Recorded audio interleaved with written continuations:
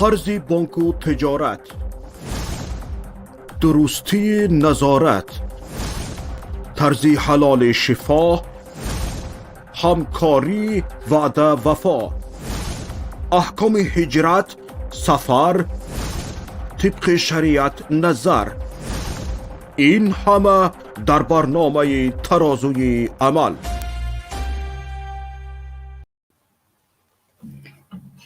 به نام الله بخشنده مهربان. السلام علیکم و رحمت الله و برکاته. شنوندگان عزیز، امروز با هم درباره موضوع صحبت میکنیم که یکی از موضوع داغ‌ترین در تاجیکستان می باشد. آن هم موضوعی که درباره مساجد صحبت میکند و علل خصوص منع شدن زنها از رفتن به مساجد و این چنین منع کردن کودکان از مسجد. چطوری که میدانید مقام مساجد یا خود جایگاه مسجد در دین اسلام یکی از بزرگترین مکانت ها می باشد. از این لحاظ هم پیامبر صلی الله علیه و سلم وقتی اولین بار به مدینه آمدن، اولین کاری که کرده بودند این بنای مسجد نبوی در مدینه بود. و البته که پیش از به مدینه آمدن هم حتی در قبا مسجد بنا کردن و چی در ترکیه باشد، چی در مصر باشد، حتی در ازبکستان همسایه و حتی من خود شاهد بودم در قزاقستان و در الماتا مسجدها بروی همه باز هستند. و ضمن اینکه ما هم میگوییم یک کشور دموکراتی هستیم، ازبکستانی همسایه هم، قزاقستانی همسایه هم، قرقیزستانی همسایه هم، میبینید که در مساجد این کشورها زنها به یگان مشکلی نماز میخوانند، کودک ها هم به نماز همراه پدر و مادر میروند و حتی در خود الماتا که قزاقستان دیگر به تاجیکستان نگاه کرده خیلی تقالیدش به روسیه مانند است، زنها به هیچ مشکلی در 5 وقته نمازها در مسجدهای بزرگترین الماتا میروند و اشتراک میکنند و یگان نفر نه دروازه مسجد نه در جای دیگر نوشته شده است که این مسجد خاص برای نفرانی هستند که از 18 بالا باشند یا ورود زنها به این مسجد ممنوع است. چون این چیزها رو هرگز نه در ازبکستان، نه در قرقیزستان، نه در قزاقستان میبینید. و البته که تا همان مدتی که هم ترکیه خیلی با اسلام ضدیت داشت، با حجاب محاربه کرد و زنهای محجبه را از تمام مکانهای دولتی راند، ولی به هر حال هم مسجدها را و درهای مسجدها را نبسته بود و مردم در مسجد نمازهایشان را میخواندند و الان هم میبینیم که در همه جای ترکیه مردم کی خواستند به مشکلی میروند و در مساجد نمازهایشان را میخوانند. اکنون بیاید ببینیم به خود مکانت مسجد چرا اینقدر اسلام به خود مسجد اهمیت داده است، ولیکن تاجیکستان ما تا توان حکومت تاجیکستان میخواهند مسجد از بین مردم حتی برداشته شود و تا حد میخواهند مسجدها را محدود کنند که یکی قانون میبرارند زنها نباید داخل شوند، یکی قانون میبرارند که فرزندها تا 15 سالگی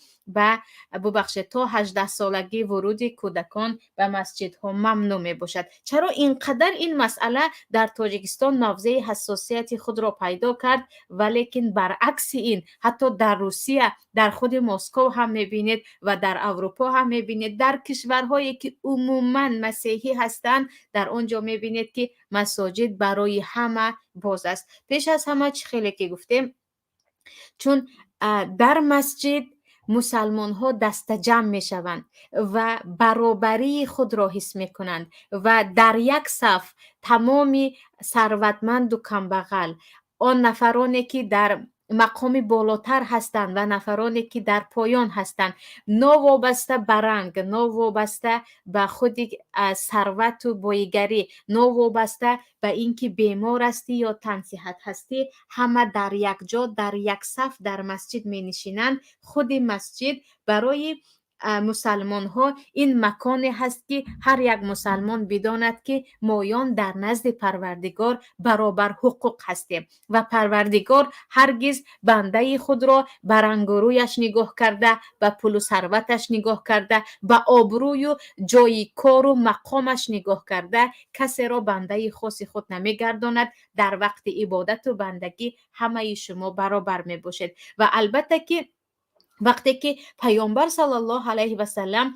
در وقت بنا کردن دولت خود اولین کاری کرده اشان این بنای مسجد بود، پس مسجد یگانه مکان خواندن قرآن و نمازگزاری نیست و خود مدرسه ها و مکان های تعلیمی هم اول در مسجد ها بود، سپس در نزد مسجد ها کتاب میگویند یک مدرسه ها یا حجره های خردکک ساختند، سپس به مکتب های کلان تبدیل شد و اولین گویم مؤسسه های تعلیمی در جهان اسلام و در تاجیکستان ما هم شروع می شود از همون حجره هایی که در نزد مسجد ها ساخته شده بودند و در آنجا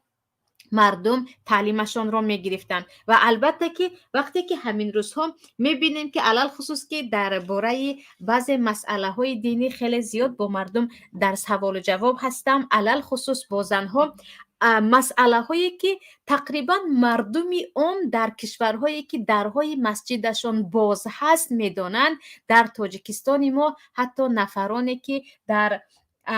چی گویم سطح دانششون بالاتر هست نمیدونن. مثلا چیزی که در مصر من خودم شخصا مشاهده کردم، هر یک مادر درباره چگونه رقیه شرعی خواندن به کودکش میداند. یعنی وقتی کودکش به کودک حسد کرده شد یا چشم کردند یا بعضیا میگن کرنه در آمد، خود مادر میداند که کدام سوره ها را به کودکش خواند، کدام دعاها را خواند. و این چنین هر یک خاندان تقریبا طرز خواندن قرآن رو با تجویدش میدانند و کسی نیست که در آن خانه ختم قرآن کرده شود و هرگز به یگان نفر رفته به شما من پول میدهم به این مرده ما قرآن خوانده بخشید را نمیشنوید.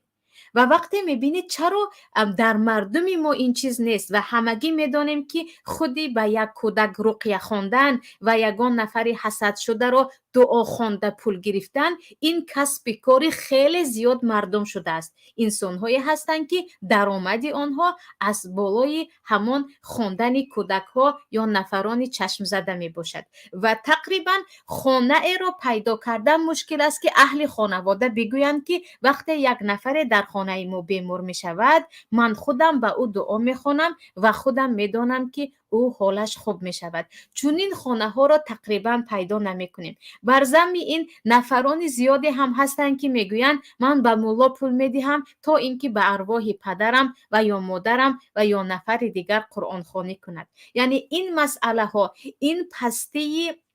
معلومات دینی ما از کجا سر میزند؟ البته که خیلی که گفتم مردم اساساً دینشان را، احکامهای شریعتشان را، چیزهای مهمشان را از مسجد می آموختند و هنوز هم می آموزند. برای همین اکثریت احکام دین را وقتی به کتابهای حدیث و تفسیر و سبب نزول آیات ها نگاه میکنیم میگویند پیامبر در مسجد به ما گفتند یا در وقت در مسجد نمازگزاری این حادثه رخ داد و علما هم در نوبت خود میرفتند و در کنج مسجد نشسته به دیگران تعلیم میدادند، آن هم به یگان پول خالصانه تا که مردم از دین خود باخبر شوند، تا که در وقت وفات کردن یک نفر همه به کفتوکاو مولا سر نکنند، تا که در نصفه شب به یک مولای زنگ زده بیاید کودک من ترسیده خست به او شما قرآن خوانید نگویند. مردم الکی از این اساسیات که هر یک مسلمان باید بداند آگاه شوند. ولی ببینید که خیلی که گفتم این چیزها در تاجیکستان ما تا روز می شود کاهش می یابد و مردم هر روز می بینیم که از روز گذشته بدتر و بدتر به کاهشی علمی علل خصوص در جاده شریعت خیلی خیلی پس رفتن میگیرن و از اسلام تقریبا به ما فقط خرافات دارد هر روز میماند و میبینیم که به جای آن که خود امام خطیب ها امام‌های مسجد در مسجد نشینند و با مردم از ضروریات دینی مردم صحبت کنند و چیزهای مهم را برای مردم فهمانند، می نشینند و آن وضعی که ببخشید آن همون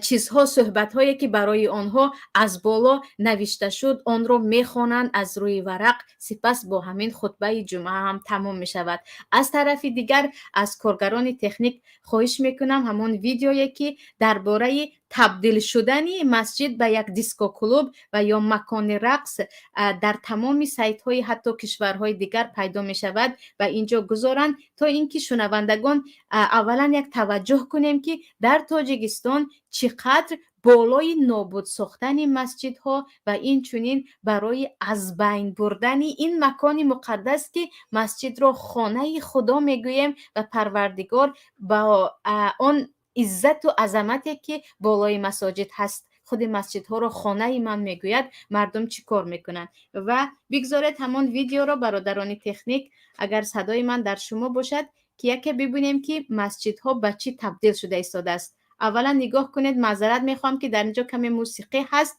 میشود صدایش رو کمی بلند کنیم.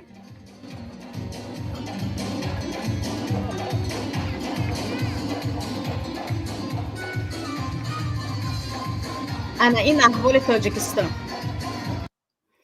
انا این عزیزان احوال تاجیکستان ما. تمام صداش رو میتوانید بگیرید و اینجا رو ببینید. ما گفته ایستادیم که مسجد خانه الله هست و مردم باید ضروریات دینی خود را، آن چیزی که رابطه به طلاق و نکاح و فرض و سنت است، باید از مسجد بیاموزند و میآموختند. هنوز هم مسجد مکان آرامش است برای قلب‌های شکسته، برای نفرانی که دیگر بداد آمدند و کجا رفته به که شکایت را نمیدانند. اکنون به این توده نگاه کنید که مسجد را به چه احوال تبدیل دادند و به الله قسم هر نفری که در شریعت رقص و بازی و موسیقی در مسجد را حلال می‌داند، به اتفاق تمام علما آن نفر از دین خارج می شود و نکاحش بریده می شود و حتی جنازه اش را خواندن جایز نیست مگر اینکه توبه کند و باز از نو کلمه شهادت را به زبان آورد. و الان هر روز میبینیم که یک بالای مردم آمده ایستاده است و به این توده نگاه کنید که البته همشان هرگز راضی نمیشوند اگر گفته شود که به شما نباید جنازه خوانده شود و نکاح شما بریده است و وقتی شما میمیرید باید مثل یک مسیحی به یگان کفن به یگان نماز جنازه ببرد و شما را گورانید. یگان نفری از این اهل رقص یا دیسکو کلوب این را قبول ندارند. ولی الان در تاجیکستان همین چیزها روز روز زیاد شده ایستاده است و به جای آن که ما مکانهایی که در آنجا مردم به فساد مشغول هستند و به نزدیکی یکی از خواهران میگوید که در دوشنبه در سر یک چند قدم شما میتوانید کلوب های شبانه را پیدا کنید. کلوب های شبانه که دخترک های ببخشید 14 ساله و 15 ساله نصفه شب به اونجا می روند و در چه حالت بر می گردن دیگر این را همه مردم می دانند، آنهایی که از احوال دیسکو کلوب های شبانه بخبر هستند. با جای اینکه برای یعنی یک حکومتی که برای مردم میسوزد و میخواهد که مردم از لحاظ فکری و عقلی و اقتصادی پیش روند، به جای آن که برای آنها مؤسسه های فساد را درهایش را ببندد و تعداد این گونه مکان های فساد را محدود کند، از قمارخانه، از رقص و بازی، از چیزهای دیگر، دارند هر روز محدود میکنند مسجدها را و این یکی از بدترین یا پلیدترین کارهایشان بود که شما الان دیدید که دیگر مسجد تبدیل شده است به مکان رقص و بازی. آن هم با چه خرسندی میرقصند و دیگر تماشا میکنند و گفته ایستادم که اگر از روی شریعت، از روی قضاوت شریعت صحبت کنیم، این گونه انسان ها یگان تاش نماز جنازه اش هم درست نه و اگر میخواهد مسلمان شود باید از نو کلمه شهادت را عرضه کند. ولی در اسلام چگونه که گفته ایستادم، اگر در مصر باشد هم در خطبه هایی که در مصر خوانده میشد و حتی عجیبش در خود همان شهر الماتای قزاقستان امام مسجد برآمده از پرزیدنت و از حکومت و از طرفداری و از شهرسازی صحبت نمی کند. امام مسجد در یکی از موضوعهایی که برای مسلمان ها مهم است صحبت می کند. در تاجیکستان ما می توانیم در این باره یک صحبت آزاد گذرانیم. اگر پرسیده شود که از چند سام پول باید یک مسلمان زکات دهد، یا اینکه شکننده های روزه چی است، یا اینکه برای یک مسلمان دانستنی کدام فرض ها حتمی است، یا اینکه کدام کارها انسان را عموما از دین خارج میکند، شاید از 100 نفر 1 نفر نیم به نیم به شما بگویند. برعکس اینکه مکانهایی که در آنجا امام خطیبان در حقیقت در خدمت دین خود هستند و آنها در حقیقت جایگزین پیامبران هستند، به جای تعریف کردن از شهرسازی و تعریف کردن از نفرهای معین میبرایند و به مردم درباره اساسیات و ضروریاتهای دینشان صحبت میکنند. مثلا در مصر هر یک نفر دوم درباره زکات فطر میداند که چقدر باید پول بدهد و کی باید از این بگیرد و از این استفاده کند. در تاجیکستان ما به جای آن که درباره زکات فطر صحبت شود میگویند یک مقدار رو معین کرده، این رو میتوانید به حکومت و یا به امام خطیبانی که در خدمت حکومت هستند به آنها بدهید. این یک مسئله هست که یعنی مردم اساساً مکانی که باید دینشان را آموزند آن مکان تبدیل شده است به تبلیغ کردن نفرهای معین و حکومت تاجیکستان از همه بدترش تبدیل شده است به مسجد زرار. مسجد زرار اگرچه سبب نزول آیت درباره خود ابو امیر راهب می رود، ولیکن اگر به آیت نگاه کنیم در سوره توبه والذین اتخذوا مسجدا ضرارا و کفرا و تفریقا بین المؤمنین و ارصادا لمن حارب الله و رسوله من قبل ولا يحلفن ان اردنا الا الحسنى والله يشهد انهم لكاذبون لا تقم فيه ابدا لمسجد اسس على التقوى من اول يوم احق ان تقوم فيه رجال يحبون ان يتطهروا والله يحب المطهرين. درباره مسجد زرار که قصه اش طویل است نمیخواهم الان بحث کنم، ولیکن اگر به معنی آیت نگاه کنیم خیلی به حالت همین روزه امام خطیبان تاجیکستان، البته اکثریتشان، و احوال مسجدهای تاجیکستان شباهت دارد. الله میگوید مسجدی که برای ضرر رسانیدن و کفر ورزیدن و تفریق کردن بین مؤمن ها و مکان برای در کمین بودن و ضرر رسانیدن برای مؤمنان هست و آنها این کار را فقط برای آن کردن که بر ضد الله و پیامبرش بجنگند و باز ببخشید خودشان قسم میخورند که ما این مسجد را فقط برای نیت نیک بنا کرده و الله شاهد است که دروغ میگویند. لا تقم فیه ابدا، پیامبر الله هرگز در این مسجد تو نماز نخوان، که البته اگر به سبب نزول آیت نگاه کنیم به ابو امیر کاهن برمیگردد که قصهش طویل است، ولیکن به آیت نگاه کنید مسجد را برای ضرر رسانیدن به دیگران، کفر ورزیدن و تفریق بین المؤمنین، برای بین مؤمنان تفریق کردن بنا کردن و ارصادن لمن حارب الله و رسوله و این چونین کمک کردن که نفرانی که بر ضد مؤمنان هستند در اینجا نشسته ما مؤمنان را دعوت میکنیم و به دست آنها میسپاریم. در حقیقت در تاجیکستان اکثریت مسجدها به مسجد زرار امروز تبدیل شده ایستاده است. برای چی؟ اول برای تفریقه مؤمنان چگونه که در آیت آمد، در آنجا می نشینند و بر ضد مؤمنای حقیقی که آنها یک سنت را میدانند که سنت هست اجرا میکنند، مثل ریش گفتیم، مثل انگشت برداشتن در مثلا تشهد که در مذهب امام ابو حنیفه هم این سنت است، در تمام کتاب‌های امام ابو حنیفه رحمت الله علیه پیدا کرده میتوانید. یا اینکه برای یک برادری که وی خودش به چشمش خوان در کتاب‌های بخاری دید، در خود مذهب امام ابو حنیفه خوان که این گونه طرز نماز هم بوده است، او را در مسجد می نشینند، می بینند و همان روز می گویند بیایید این را بگیرید و امنیت او را می برد و به جرم سلفی و یا اخوانی و یا تبلیغی تا 20 سال و 7 سال دیگر میدهد. یا اینکه این یک تفریقه و ارصادا لمن حارب و رسول است. برای نماز نمیروند، گویا که برای نماز میرویم و میبینیم که کی چگونه نماز میخواند و از طرز نمازش به او حکم میکنیم و او را ببخشید نصف عمرش را در زندان میگذرانانیم و با همین مقصد به مسجد میروند. و البته اضرار برای ضرر رسانیدن به مؤمنان. به نزدیکی دیده بودم که یکی، ببخشید نام یگان نفر رو گرفتم نمیخواستم، در منبر مسجد هست درباره گروه 24 صحبت میکند یا درباره یگان برادر دیگری که مثلا مخالف است. آخر مسجد، وقتی که شما میگوید مسجد مکان سیاست نیست، نباید صحبت های مسجد را به این نمود، یعنی نفرانی که مخالف سیاست تاجیکستان هستند برگردانید. اینجا عدل و انصاف کجا میرود؟ پس اکثریت مسجدها امروز تبدیل شدن به مسجد زرار. مسجد زرار این است که به جای آن که در آنجا به مردم حداقل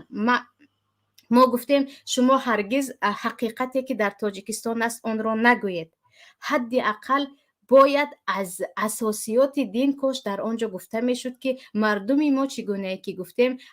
از صدقه فطر، از آنی که در رمضان داده می شود، از زکات که فرض است و انکار کنندهش در شریعت از دین خارج می شود، از احکام نماز گفته شود، از همه مسئله خیلی خیلی عجیبش خیلی زیاده از زنها و علل خصوص دخترک ها می نویسند که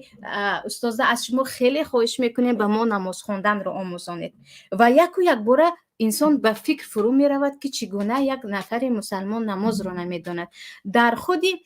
کشورهایی که درهای مسجد باز است، همون در باز هم میگویم حتی در ازبکستان و قرقیزستان،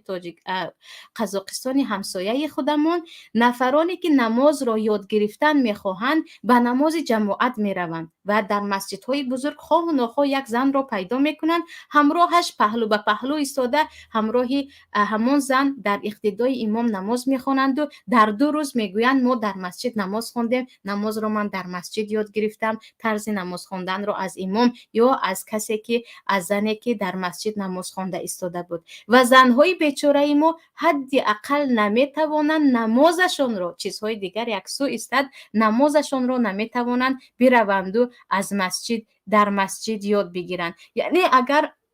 ببینید که نفرانی که مثلا در کشورهای عرب بودن، عربی مسلمان بودن، حتی همین ترکیه بودن یا در خودی کشورهایی که در آنجا کمی آزادی دین آزادتر است نسبت به تاجیکستان، در خود مسجد نفرانی هستند که به خاطر الله در کنج مسجد می نشینند، میگویند برای شما ما قرآن یاد میدهیم، برای شما حدیث یاد میدهیم و حتی درس انگلیسی در داخل مسجد هم می شود. یعنی وقتی مکان پیدا نکردن، صنف خانه پیدا نکردن، میگویند در مسجد، در همه مسجدها دستگاه هست، تمام کرسی و دیگر وسایل تعلیم دادن هست، بیایید اینجا می نشینیم و برای شما ما درس می دهیم. و مردم از یک بیسوادی در خود مسجد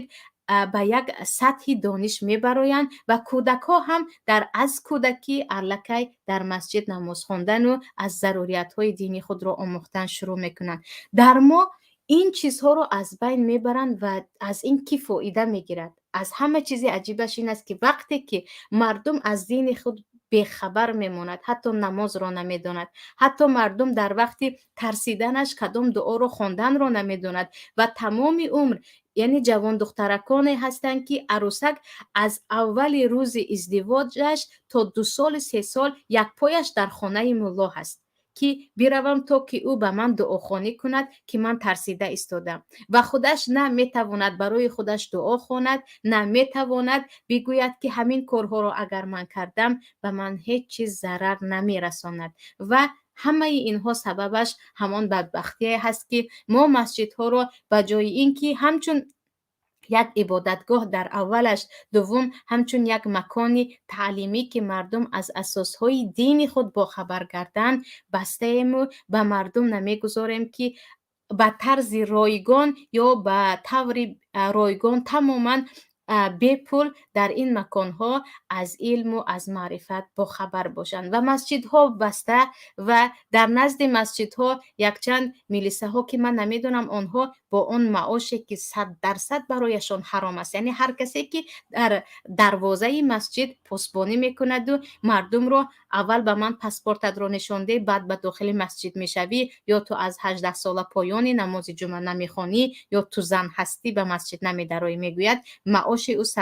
حرام است. این حرامخوری است که او چیکار میکند؟ از مسجد دارد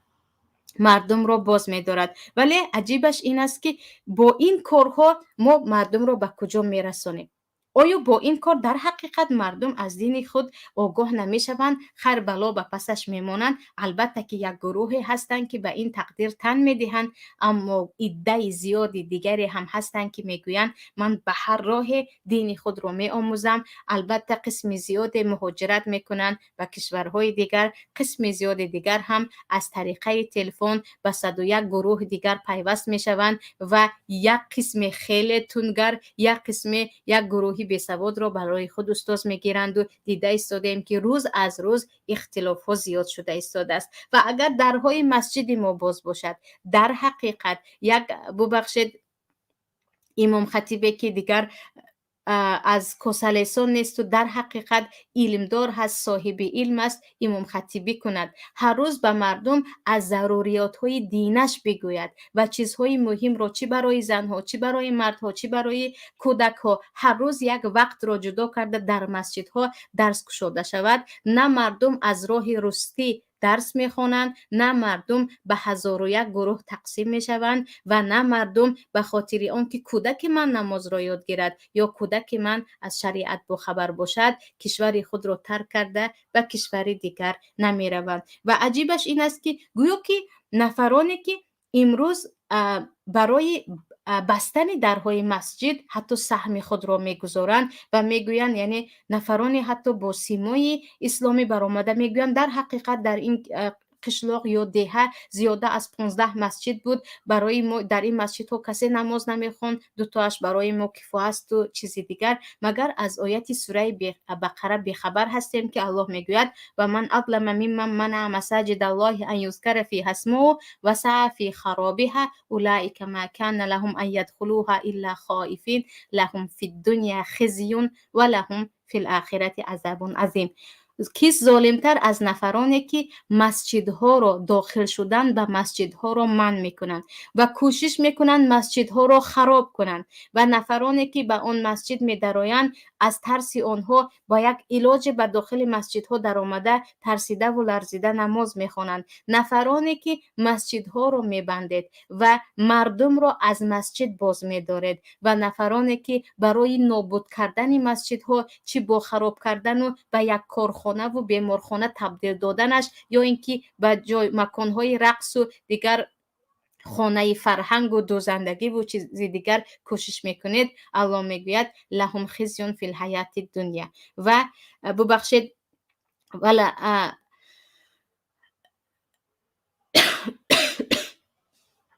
لهم فی الدنیا خزی و لهم فی الاخره عذاب عظیم. در خود دنیا هم خواری و ذلت به آنها نصیب می شود و در روز قیامت هم به عذاب بزرگ سزاوار می شوند. یعنی نفرانی که امروز مردم را از مسجد باز می دارند هرگز گمان نکنند، یا نفرانی که در مسجد رقص و بازی می کنند یا مسجد را به بیمارخانه و به چیز دیگر که 1001 بینای دیسکو کلوب را می شود و مثلا خانه فرهنگ و دوزندگی تبدیل داد، آن را نیو آمده مسجد را تبدیل میدهند. هرگز نباید غافل بمانند که این آیت حقیقت مییابد و در همین دنیا یا با مرگ فرزند یا با مرگ که یک و یک باره با 1001 درد می آید یا با مشکل های دیگر به خواری و ذلت گرفتار می شوند بر ضمن این عذاب هایی که برای آنها آمده است. اکنون مسئله دیگر را ببینیم. خیلی که گفتیم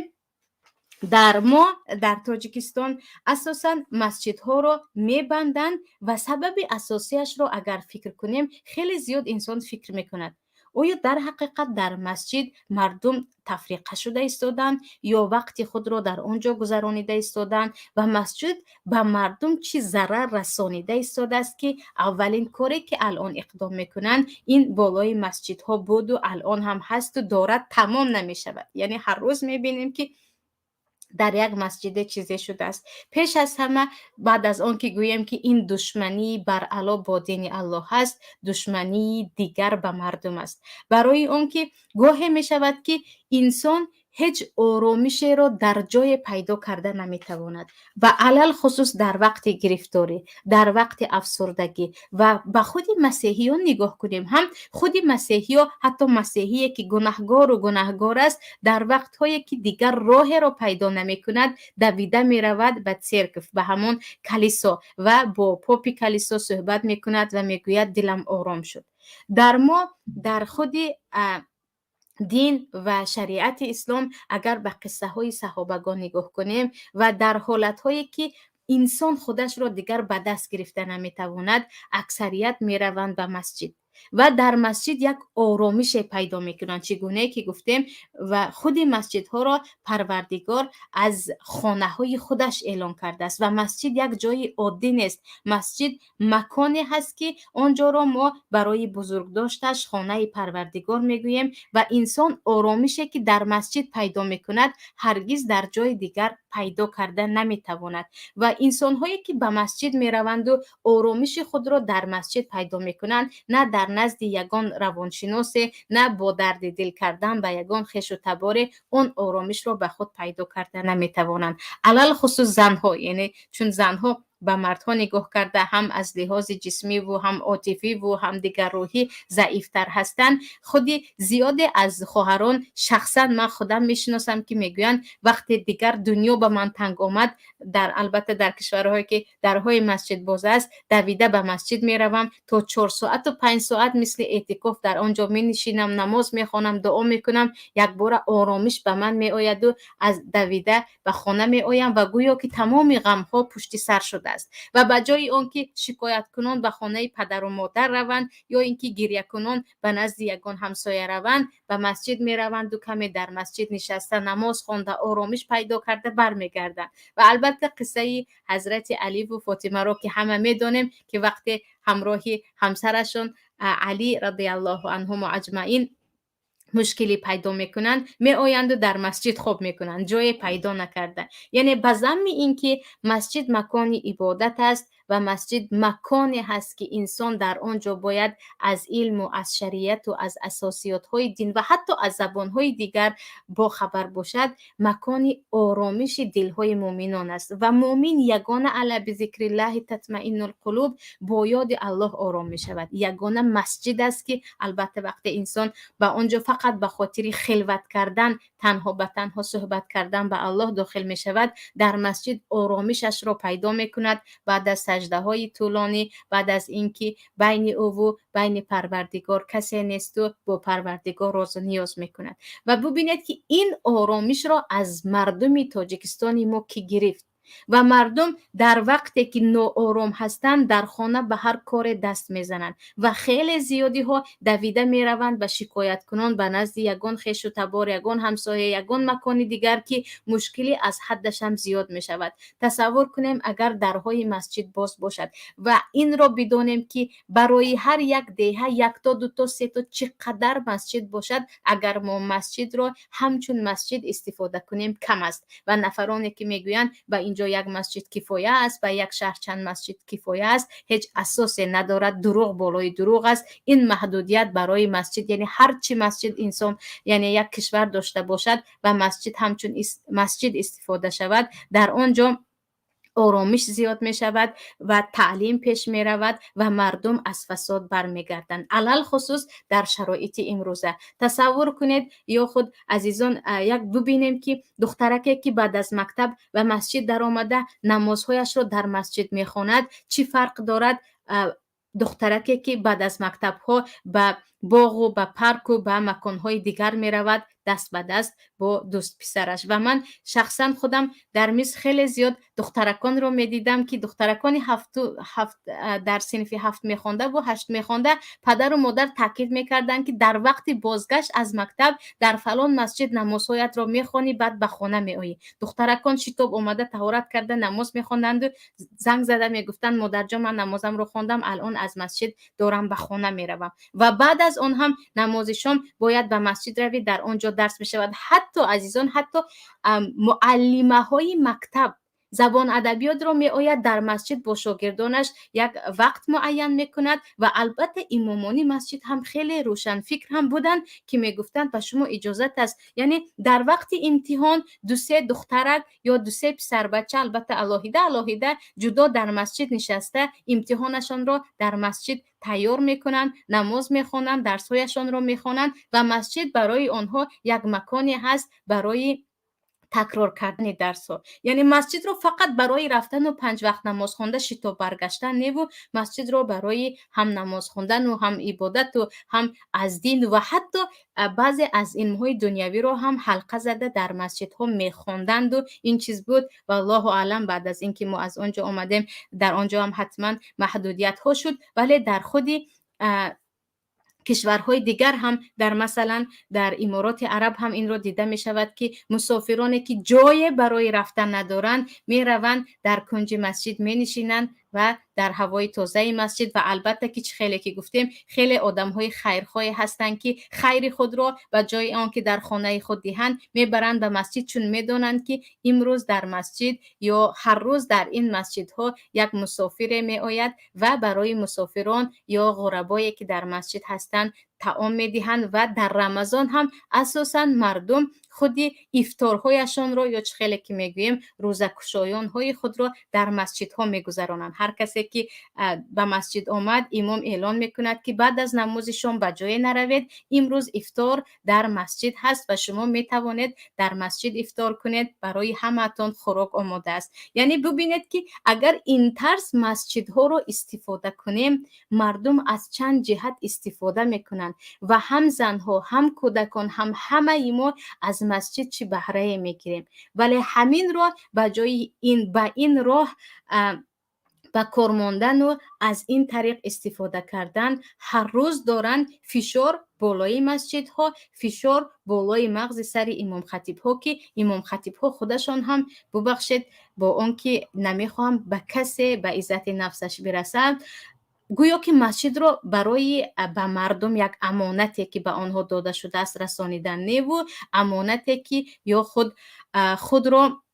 چگونه خادم یک طایفه خائن بودن استفاده کرده ایستادن و مسجدهای ما دارد و مسجدهای زرار تبدیل می یابد. الان باشد عزیزان برمیگردم به سوال ها، البته اگر سوال ها وجود داشته باشد و در رفت سوال ها شاید چیزهایی که نگفته ماندیم میگوییم و یا اینکه چیزهایی که به خاطرم نآمد به خاطر آید. به هر حال اگر سوالی داشته باشید می توانید بفرستید. و اینجا سوال یکم، من یک خواهر هستم، شوهرم نمازش رو 5 وقت در مسجد میخواند. خانه می آمد از گفته های امام مسجد نقل میکرد. ما خیلی چیزها رو می آموختیم. حاضر فقط نماز جمعه می رود، میگوید خطبه فقط پلیتیکای امام علی رحمان. از نماز 5 وقت رفتن احتیاط میکند، میگوید که بزو خبرکش بسیار شدگی است. حالا فقط درباره اسلام از اینترنت میخوانیم. بعضی هم میگویند از اینترنت اسلام خوانی تونگرا میشوی. شما چی نظر دارید؟ پیش از همه خواهر عزیز،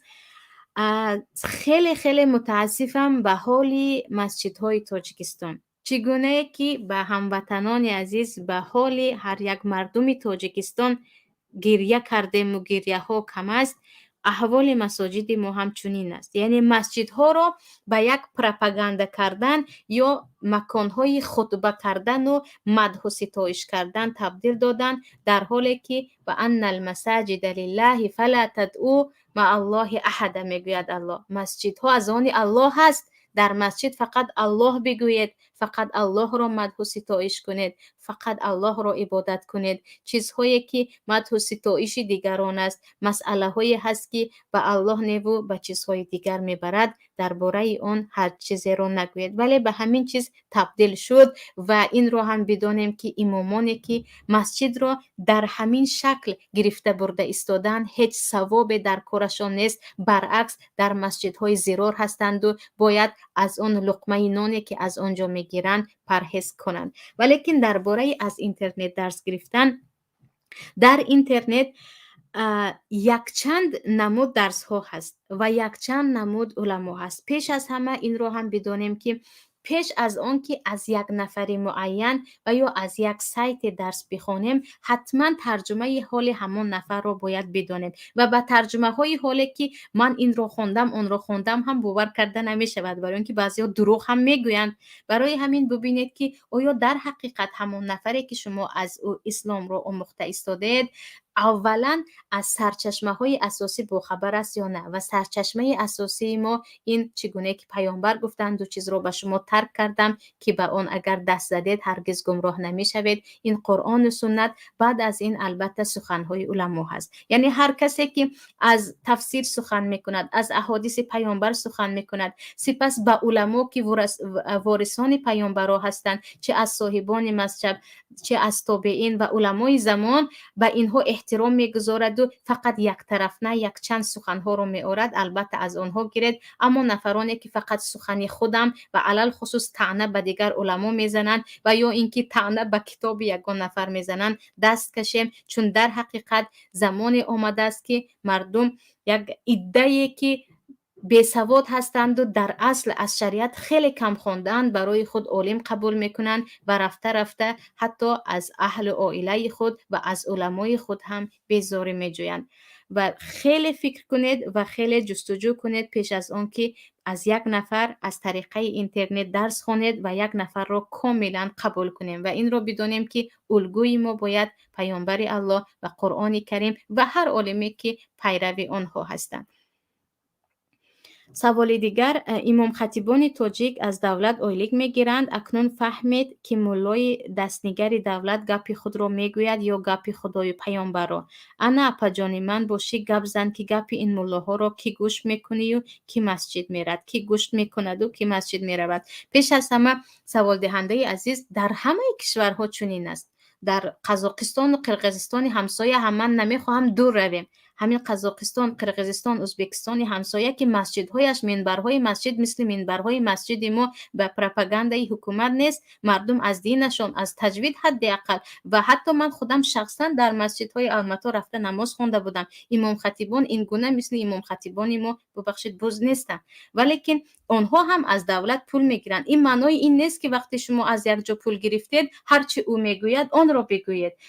و خود دولت وظیفه دار است که به امام خطیب پول بدهد، برای آنکه امام خطیب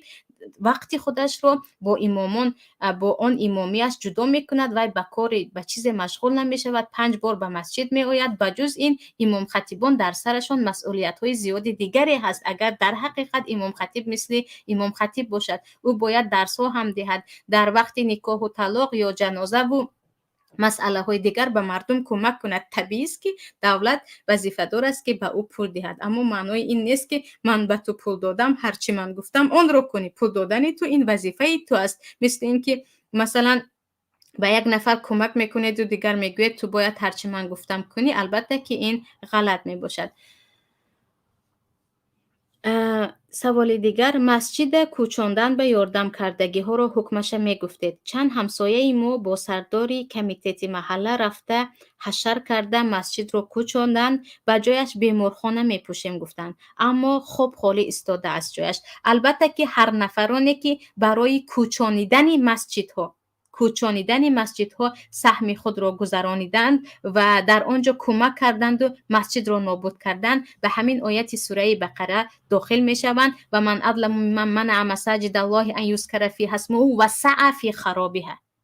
فی خرابها برای نابود کردن مسجد، خراب کردن و تخریب کردن کوشش میکنند. و اینجا الله چی میگوید؟ لهم فی الدنیا خزی و لهم فی الاخره عذاب عظیم. برای اینها در دنیا خواری و ذلت است و در روز قیامت عذاب و عظیم است. و خود شما شاهد همان نفران میشوید. این آیت پروردگار است و آیت پروردگار 100% تحقق می‌یابد. و چشم خود شاهد خواهد شد که نفرانی که همین کار را کرده توبه نکردن در همین دنیا به چه عذاب‌های گرفتار می‌شوند، به چه عذاب‌های گرفتار می‌شوند، مگر اینکه توبه کردند و از این گناهشان برگشتند و به این مسجدهای خراب کرده خود را از نو بنا کردند.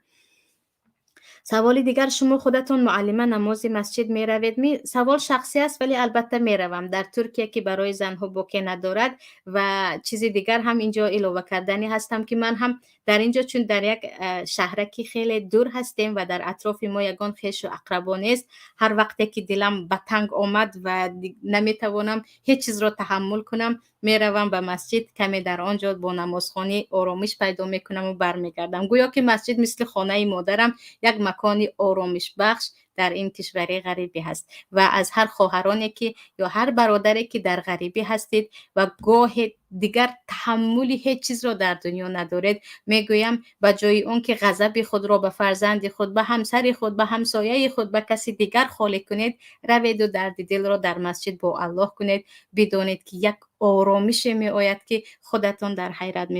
میمونید. ببخشید. سوال دیگر، بدترین جای شهر بازار، بهترین جای شهر مسجد میگویند. شهر میدادید. البته در این باره حدیث است، بدترین مکانها یا بددیده ترین مکانها این بازار است و بهترینش این مسجد است. برای چی بازار رو بدترین میگویند؟ برای اون که زیادتر قسمهای دروغ در آنجا خورده می شود. یعنی زیادی از سوداگران قسم دروغ میگویند، با گپ‌های دروغ چیزی خود رو میفروشند، فریب و نیرنگ، دزدی، از این چیزها در بازار علل خصوص دروغ گفتن زیاد است. اما بهترین مکان ها مسجد است، شاید بجز مسجدهای زراری که آن مسجد را برای ضرر رسانیدن و قپیده دادن برادرها استفاده نمیکنند، اما مسجدهای عادی که در حقیقت خانه پروردگار است، در آنجا ذکر کرده می شود، در آنجا نه رقص و بازی هست، نه بدگویی و بیهودگویی هست، ذکر الله هست و درس است و مردم در آنجا آرامش می‌یابند. و در حقیقت در زمان حاضر هر زنی که به جای پایش را یا هر مردی که به جای پایش را زیاد به بازار گذاشتن، به مسجد اگر قدمهایش را زیاد گذاشت، میبینید که خود انسان چقدر تغییر مییابد و تغییر یافتن یک انسان الکه یک برکت برای یک جامعه میباشد. سوال دیگر، شما همچون یک عالم دین به مولاهای خدمتگار حکومت تاجیکستان چه مشورت میدهید؟ پیش از همه بزرگواری کردید که عالم دین گفتید و من بل الانسان علی نفسه بصیر ولو القی معاذیر، هر انسان به نفس خودش را میشناسد اگرچه هزار یک عذر بیارد. من عالم نیستم، یک طالب علم هستم که تا هنوز در خدمت شما عزیزان هستم و هنوز به خاک پای عالمان هم برابر نشدم و خیلی کوشش میکنم حداقل به یک نزدیکی به علما نزدیک باشم از روی دین و آموختن. ولیکن همچون یک طالب علم یا یک نفری که تا حد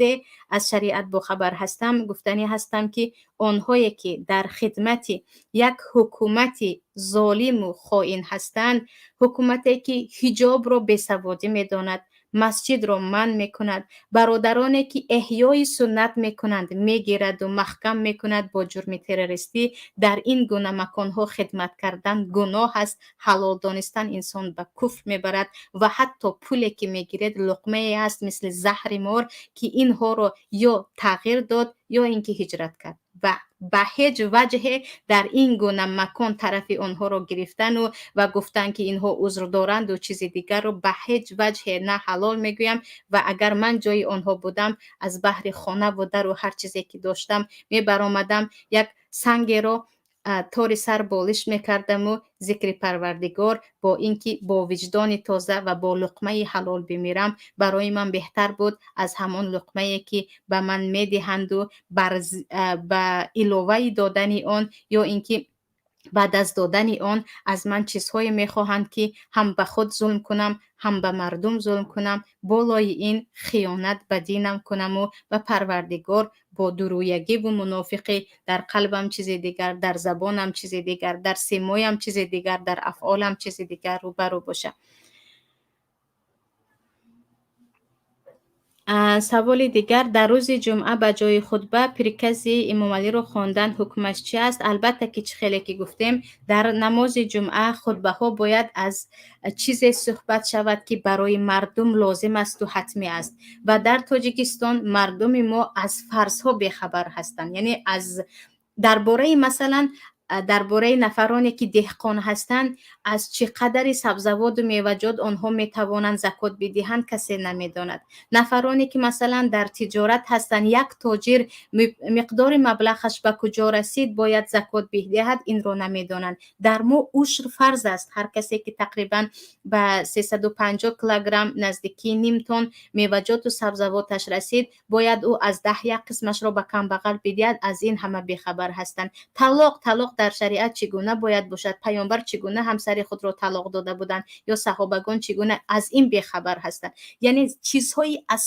اساسی که مردم مسلمان باید بداند مردم بیخبر هستند که این کارها را اول شده باید در خود منبرهای مسجد گفته شود که مردم از آن آگاه شوند. ولی متاسفیم از اون که منبرهای مسجدی ما به مسجدهای زیرار تبدیل شد و از این موعظه ها نیست و مردم از کجا پیدا کردن معلومات را نمیدانند. گروه خیلی تنگر میشوند، گروه خیلی بیسواد، گروه دیگر برای تعلیم دینشان از کشور خارج میشوند که میخواهم فرزندان من از شریعتش باخبر باشد. و این بود عزیزان موضوع امروزه ما درباره مسجدها، با امید آن که چگونه که در کشورهای دیگر مسجدها باز است در کشور ما هم مسجدها باز شود و مردم ما مسجد را همچون خانه پروردگار استفاده کنند، هم در عبادت، هم در پیدا کردن آرامش، هم در گرفتن علمها و آگاه شدن از علمهای دینی. بعد از این از دنیوی شمایان را به پروردگار می سپارم و الها همه دعاهایتان اجابت باشد و به زودی زود در مسجدهای درهایش باز شده تاجیکستان با همدیگر ملاقات کنیم. السلام علیکم و رحمت الله و برکاته. قرض بانک و تجارت، درستی نظارت، طرز حلال شفا، همکاری وعده وفا، احکام هجرت، سفر، طبق شریعت نظر، این همه در برنامه ترازوی عمل.